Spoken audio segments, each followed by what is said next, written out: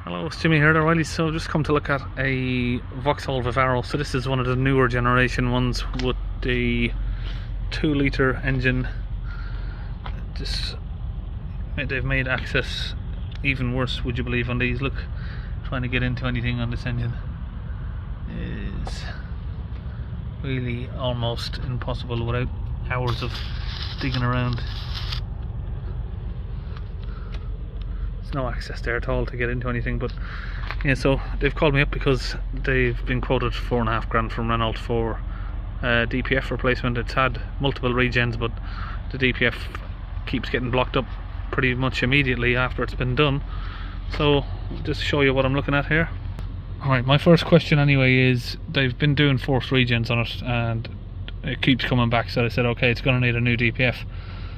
2002 91 and a P03 8096.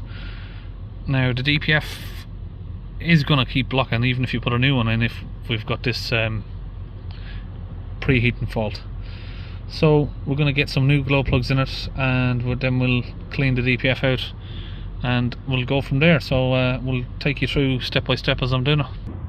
So first thing is to just have a look at the exhaust tip. We can see that that's clean, so it doesn't look like it needs a new DPF to me. So what I've got to do is I've got to remove this coolant reservoir bottle here. There's no slack whatsoever on these pipes, so you can't move it without disconnecting literally everything from it. Now we need to try and access the bottom pipe down there, or hole, so we can get that off. Okay, with that coolant reservoir out of the way, we can now, you know, all of this was blocked off before and we couldn't move the bottle, so now we've got some way sort of access to see. Again, everything is so rigid, nothing wants to move apart from these rubber hoses. I mean, this is just so stiff, locked in place, and the glow plug is under that. So you'd never think that they could make a Vivaro more difficult to work on, but they don't surprise you every time they make a new one.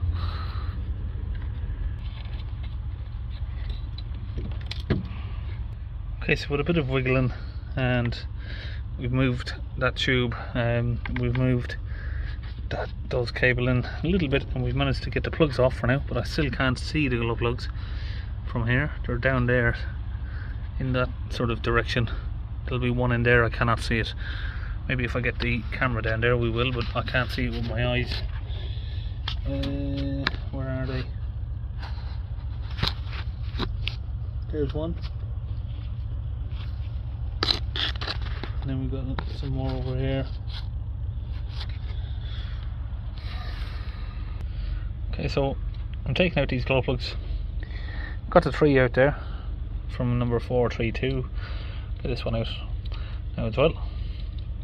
Well, some of these French do count stuff back to front, so could be 4321, but I can't remember on these engines. I don't know what way they count it, but I'm just going to say this is number 1, 2, 3, 4 from that direction.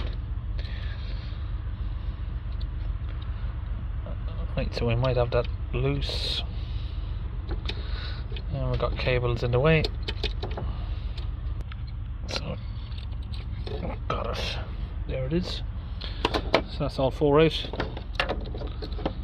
Condition wise, all look pretty much the same.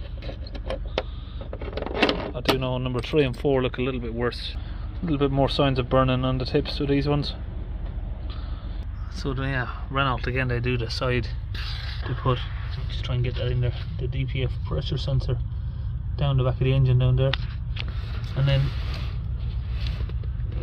could just about reach it.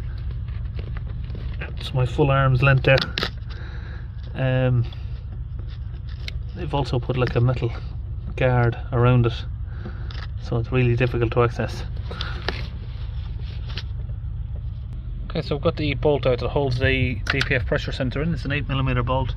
Now what have they done? They've put this sensor, that's as far as I could get it to drag to one side, put the sensor down there, and then they also put these non-reusable clips on it, so there is no way to open that without trying to force it open and break it, and then you're probably going to break the sensor doing that.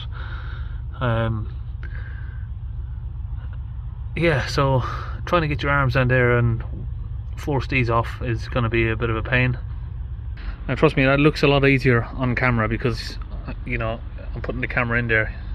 You can't physically get your head in there. This is where my arms are, and that is when I'm reaching it. See? Okay, I managed to get that one off.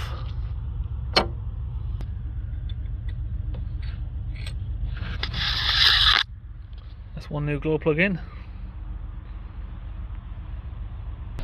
Okay, so that's the glow plugs fitted. Now we'll have a look at the live data for the DPF. Soot and pressure. Well, that's a bit weird. Oh, sorry, I've got the pressure sensor off. Okay, let's reconnect that and try again. Wow, 240 pressure.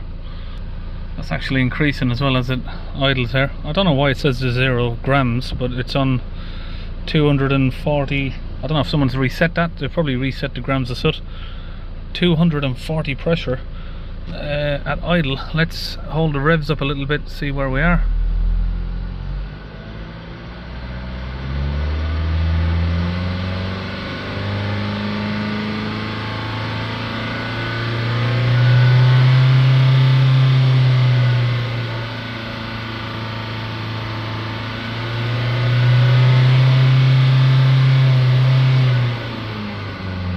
It's a fairly blocked DPF.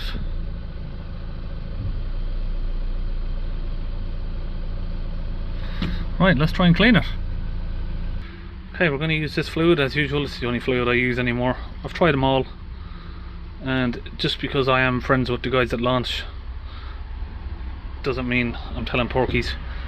I've tried them all in the past, as you've probably seen on my older videos. Before I became good friends with the guys at launch, I tried all of the fluids that was on the market, and this was the only stuff that I found that would do the job every time.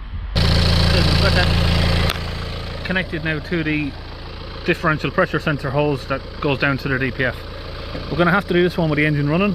The DPF sits high and we don't want to risk backfilling it into the cylinders, so we're going to do this with the engine running, and we're going to get that reconnected first. I had to hold that with my hands while I was getting it in because the rubber tube is a bit soft, so it's just blowing the compressed air back off basically. So yeah, the pressure of the cleaning fluid going in is just pushing back off, so I had to hold it with my hands while I was doing that.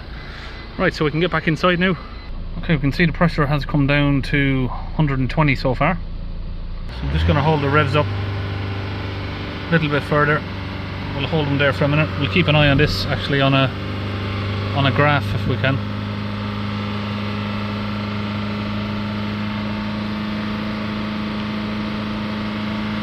I'm really hoping that the Renault dealership wasn't right about it needing a new DPF, so once we've cleaned it down we'll know where the pressure sits and if it does actually need a new DPF or not. I can't see the mileage on this van just yet, and the customer doesn't know the mileage, which is strange. Now we're going to have some vapour coming from the exhaust while the cleaning process is going on. Okay, now we can actually see the mileage. It's 73,000 now that some of the faults have cleared. So we're just going to hold the revs up now for another few minutes.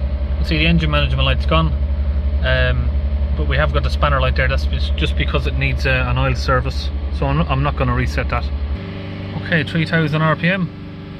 We have about 25 millibars. Let it idle down. 3 millibars of pressure. Okay, so if you're not familiar with those numbers, 25 millibars of pressure at 3000 RPM, 3 millibars of pressure at idle is exactly what you get on a brand spanking new DPF. So it does not need a new DPF. He was quoted 4,500 to have that replaced, as well as they said he needed some other suspension work done as well. But it still amazes me to think that a main dealer Renault has done this, and I hate to keep coming across like on these. The type of person I am, I'm not the type of person who tries to run other people down to make themselves look better. I hate people that do that. and I don't mean to come across that way, even though a lot of my stories and my videos are situations like this where someone else has looked at it. But the whole point of me making these videos is to show people and make people aware that people are misdiagnosing these issues, and they're constantly just getting a van in like this and doing a forced regen and sending it out the door. This is what's happened here on this one. It's been back a few times. They've done a forced regen and sent them out the door. Lo and behold, it comes back on within a few days, or the same day, and they're going around in circles. So I don't mean to run other mechanics down saying they don't know how to do their job, because trust me, there's a lot of stuff I don't know how to do. I've just concentrated on this particular part of the cars, and I've learned about it. And like I've said in some of my other videos, is we can't be all good at everything, but what a lot of mechanics should do is concentrate on one area. If you're a gearbox specialist, stick to that and be the best you can at it. If you're a head gasket person, you know, who rebuilds heads, and stick to that area. And if someone else comes in with a DPF problem, say, look, I don't do it, there's a guy down here that can do your DPF. But the issue is a lot of people, or a lot of mechanics, will just say yes to every job just so they can get the money in, even if they don't know how to fix it properly. And that's part of the issue I'm trying to highlight. I don't mean to say I'm better than any other mechanic, because I'm not. I'm doing a really relatively easy job. It's just that I know how to do it, that's all. And it just suits me because I'm being mobile. I don't want to be doing clutches, head gaskets, any sort of big repairs. This is stuff that I can come in, do a repair, and be finished within a couple of hours. And that's why I'm doing these types of jobs. And it's nice to know in the meantime I am also learning. I do get a lot of comments from people saying I've learned them a lot, and they're now able to clean DPFs because of my videos. But I have noticed a couple of comments on some of my older videos saying, you know, I'm running other mechanics down and it's not nice just because they don't know how to do it.